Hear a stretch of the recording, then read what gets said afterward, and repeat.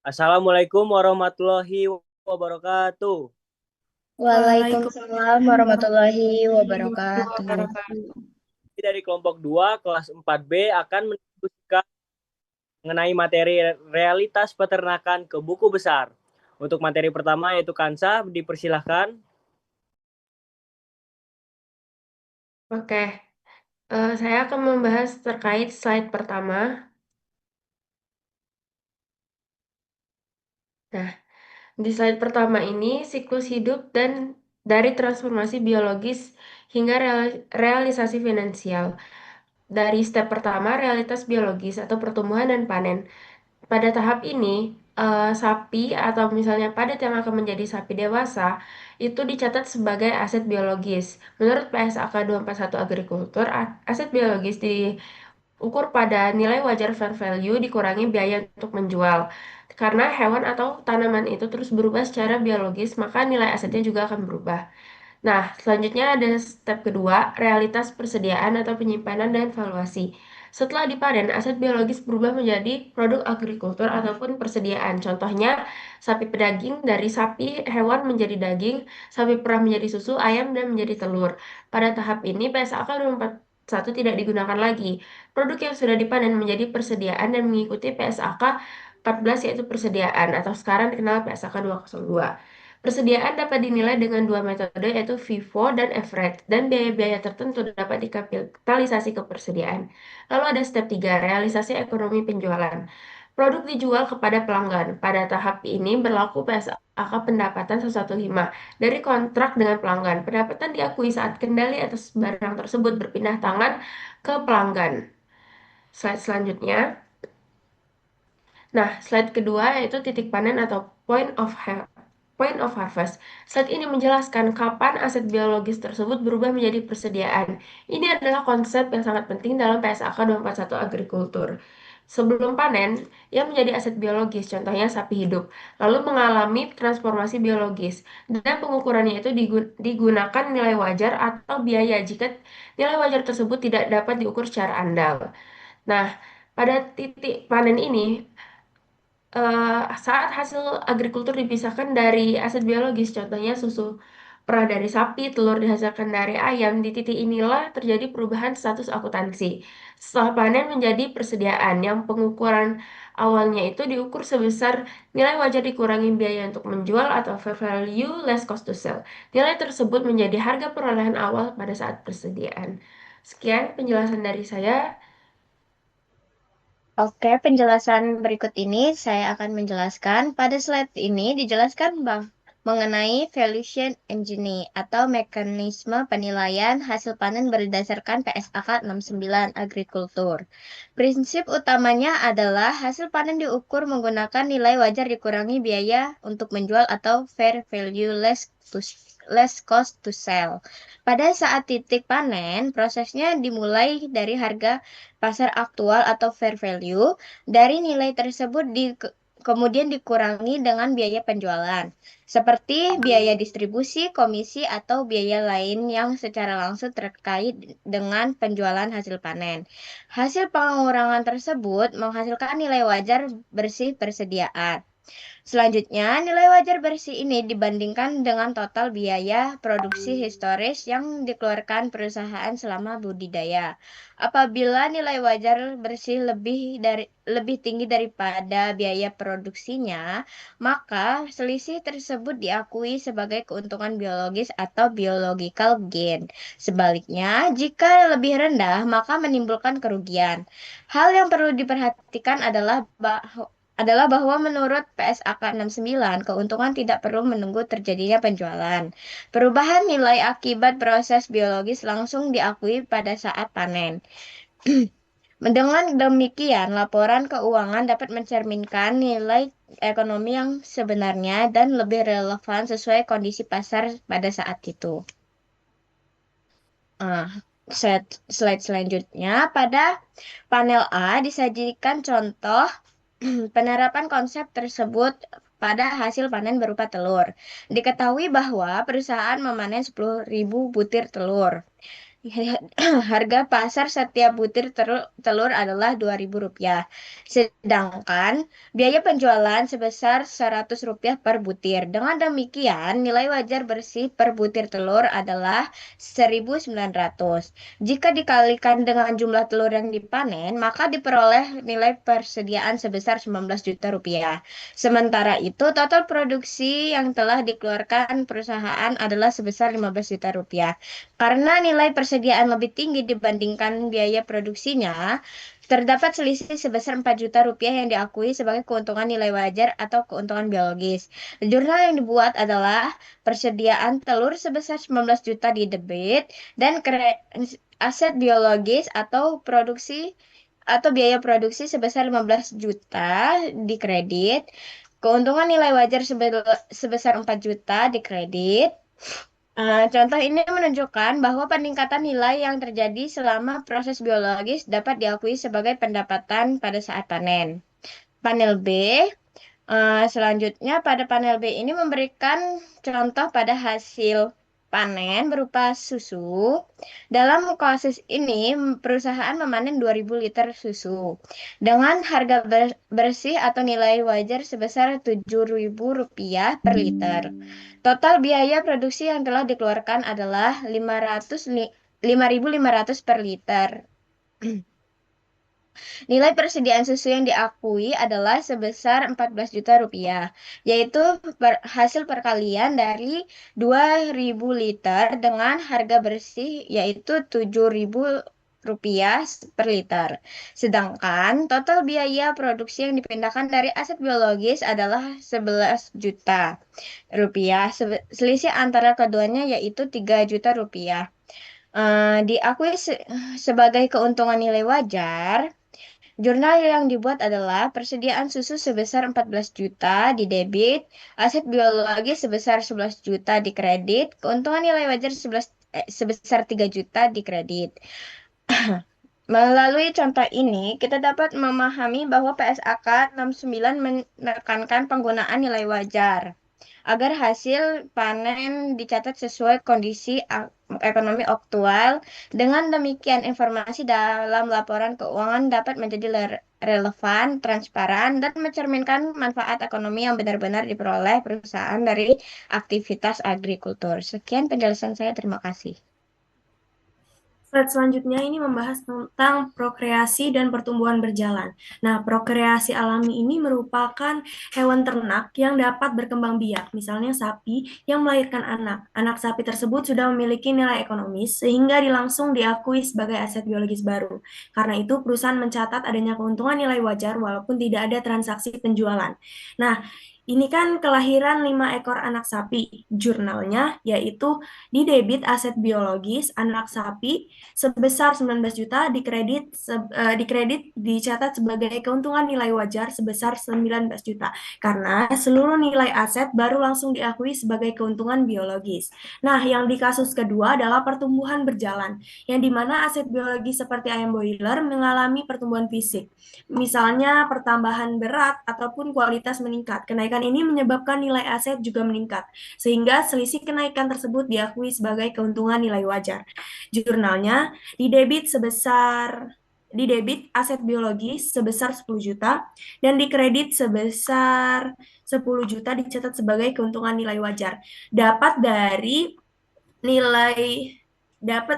dari nilai tumbuh sebesar 130 juta dikurangi dengan nilai tercatat, yaitu 10 juta. Pertumbuhan fisik yang diam secara mandiri menciptakan penambahan aset finansial. Slide selanjutnya.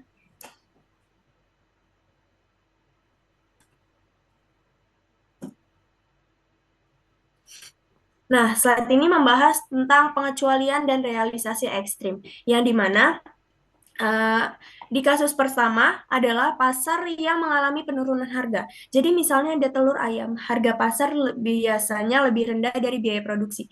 Jika ini terjadi, maka perusahaan harus mengakui kerugian nilai wajar karena nilai jual lebih kecil daripada biaya yang dikeluarkan. Nah, di sini jurnalnya di debit persediaan telur sebesar 8.500.000, di debit juga ada kerugian nilai wajar dan di kreditnya biaya produksi. Yang kedua adalah pasar tidak aktif atau blind spot, yang dimana ada produksi tertentu yang unik. Dalam kondisi ini, perusahaan tidak bisa menggunakan nilai wajar, sehingga harus menggunakan biaya historis sebagai dasar penilaian aset. Nah, jurnalnya di debit adalah persediaan daging dan di kredit aset biologis. Tidak ada keuntungan atau kerugian yang diakui. Pendekatan biaya historis murni. Slide selanjutnya.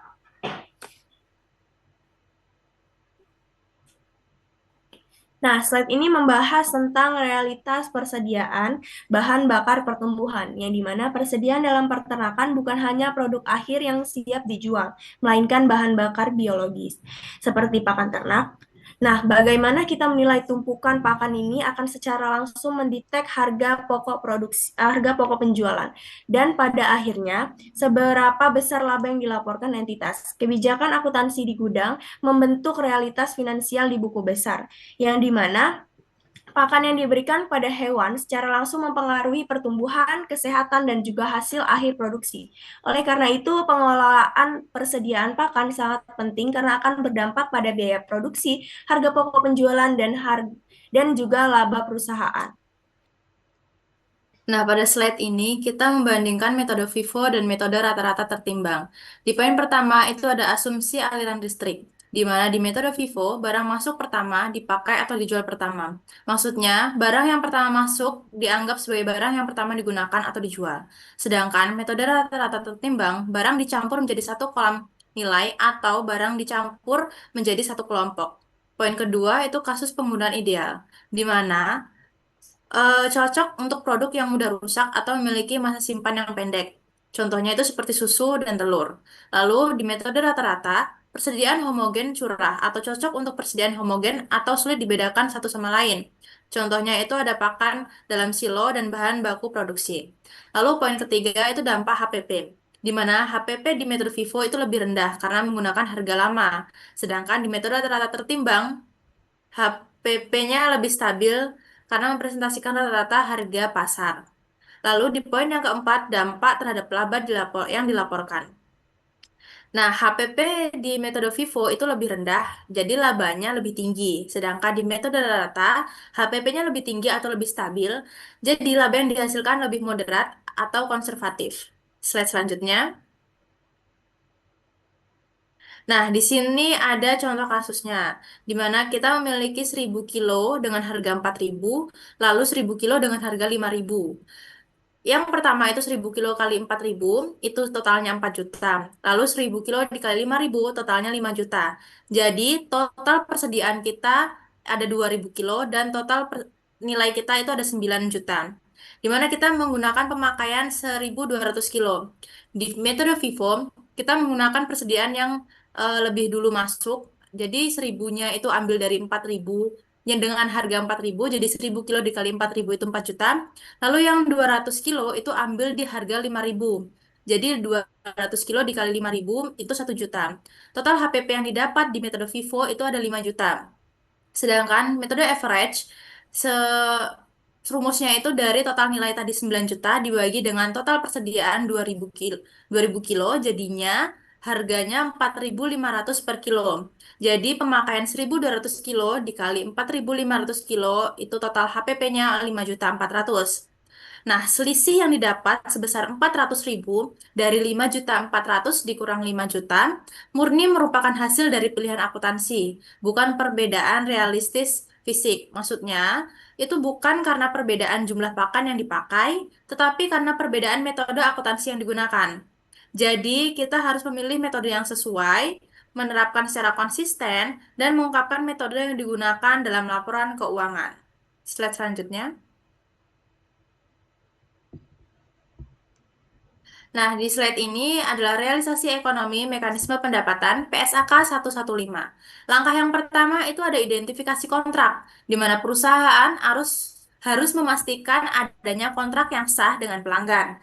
Langkah yang kedua itu identifikasi kewajiban pelaksanaan atau penyerahan produk, di mana perusahaan harus menentukan apa yang harus diserahkan kepada pelanggan. Langkah yang ketiga yaitu menentukan harga transaksi. Perusahaan harus menentukan jumlah imbalan yang akan diterima perusahaan. Jadi, lalu langkah yang keempat itu alokasi harga transaksi di mana jika terdapat beberapa barang atau jasa dalam satu kontrak, harga harus dialokasikan ke masing-masing kewajiban. Lalu, langkah kelima yaitu pengakuan pendapatan, di mana pendapatan diakui ketika kendali atas barang atau jasa berpindah ke pelanggan. Nah, poin penting pada PSAK 115 itu pendapatan hanya diakui pada langkah kelima saat kendali, yaitu resiko dan manfaat atas barang secara fisik atau legal telah berpindah tangan ke pelanggan. Laba yang dilaporkan benar-benar mencerminkan transaksi yang sudah terrealisasi secara ekonomi. Slide selanjutnya adalah kendali VS Kas, di mana realitas fisik dan akuntansi setanggal 5 Juli 2025, pendapatan sebesar 16 juta rupiah diakui saat terjadi transaksi. Ini muncul piutang usaha dan pendapatan penjualan, meskipun uang belum diterima. Lalu realitas arus kas itu 30 hari kemudian, di mana penerimaan kas 30 hari kemudian hanyalah penyelesaian administratif saja. Secara akuntansi, realisasi ekonomi sudah terjadi 30 hari sebelumnya pada saat kendali atas produk berpindah. Penyelesaian finansial penjualan akhir, di mana skenario A itu sapi potong kasus 5.12. 20 ekor sapi potong dijual dengan harga 20 juta rupiah dengan nilai buku 16 juta rupiah. Lalu dia akan muncul jurnal kas sebesar 400 juta yaitu dari 20 ekor dikali 20 juta, kreditnya pendapatan 400 juta yaitu dari 20 ekor dikali 20 juta.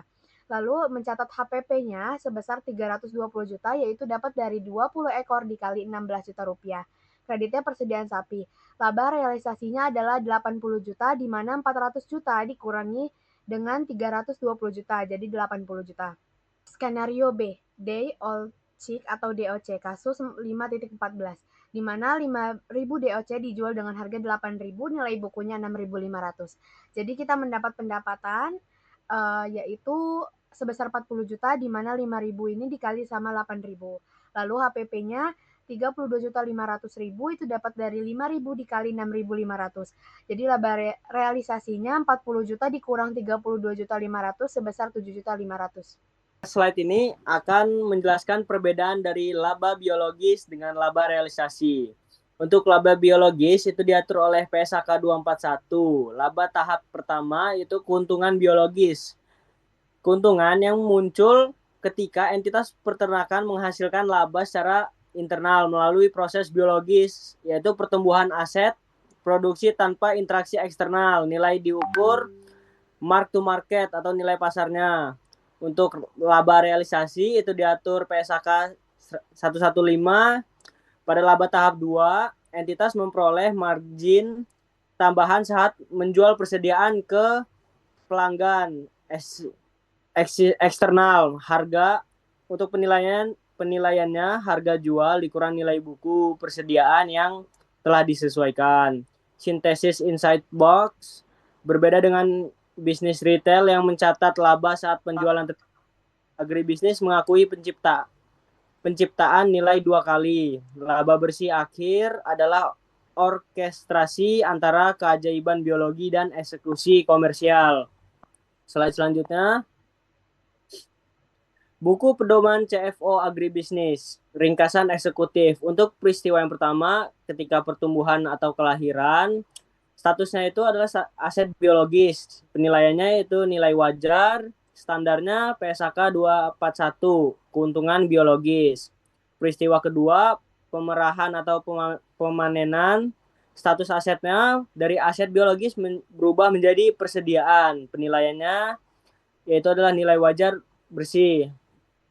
Standarnya masih sama, PSAK 241 yaitu keuntungan biologis. Untuk peristiwa fisik ketiga, pemakaian pakan di gudang, itu status asetnya persediaan. Penilaiannya biaya historis, bisa menggunakan metode FIFO atau average. Untuk standarnya itu diatur PSAK 14 yaitu persediaan, kapitalisasi biaya. Peristiwa fisik keempat, pengiriman barang ke pembeli. Ini status asetnya sudah di penghentian pengakuan, karena ini sudah termasuk harga pokok penjualan. Standarnya itu diatur oleh PSAK 115, pendapatan dan laba realisasi. Akuntansi Struktur bukanlah sekedar mencatat angka. Ini adalah seni menerjemahkan denyut nadi kehidupan hayati ke dalam bahasa laporan keuangan. Baiklah, mungkin sekian dari kami kelompok 2 kelas 4B. Jika ada salah kata kami mohon ampun. Wassalamualaikum warahmatullahi wabarakatuh. Waalaikumsalam warahmatullahi wabarakatuh.